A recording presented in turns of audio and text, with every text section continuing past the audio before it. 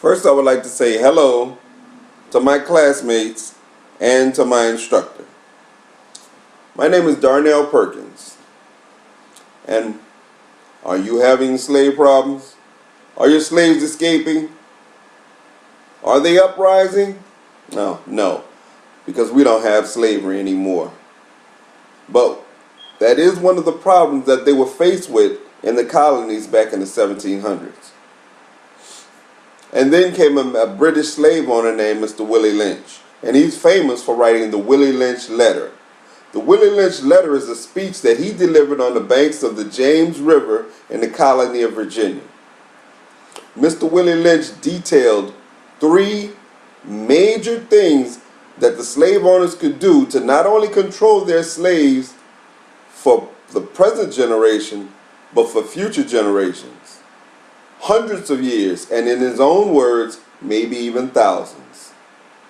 Now, let's get to the 3 things that Mr. Willie Lynch said that you can do to control your slave. Number 1, you want to create distrust and divide the younger slaves from the older slaves. In this case, meaning the younger slaves are more energetic and more apt to escape or try to escape or try to uprise, while the older slaves are more content and don't want any trouble. So that's conflict. Now, the next part of conflict you want to spread is between the male and the female. Now, slaves were allowed to marry, so you had male and females living together. But the conflict came in when the master would come in and take the female out and have his way with her.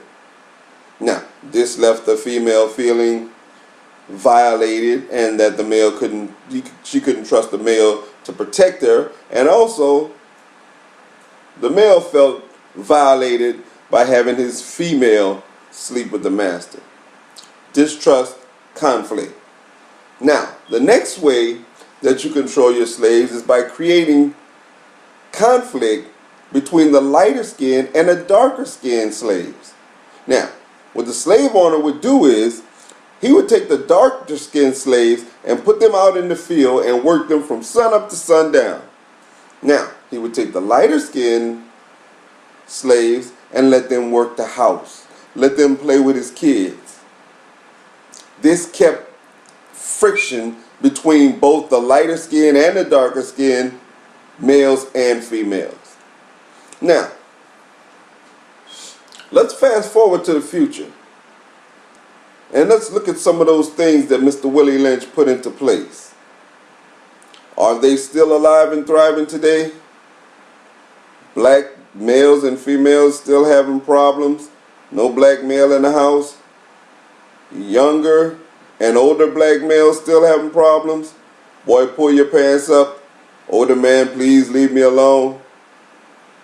Light skin, dark skin. You can go to any college campus or any mall and ask any light skin or dark skin African American if they have a problem with the other one, and I'm pretty sure they will tell you they do. Most of the light skins feel like they don't know where they fit in. White people won't have them. The blacks think they're too much. Passé blanc, or as we call New Orleans, pass for white. That's French. I just want to share with you some information. If you want to learn more about Mr. Willie Lynch and his letter and his syndrome, you can Google Mr. Willie Lynch or go to African American Archives and you can find Mr. Willie Lynch letter. Thank you, class.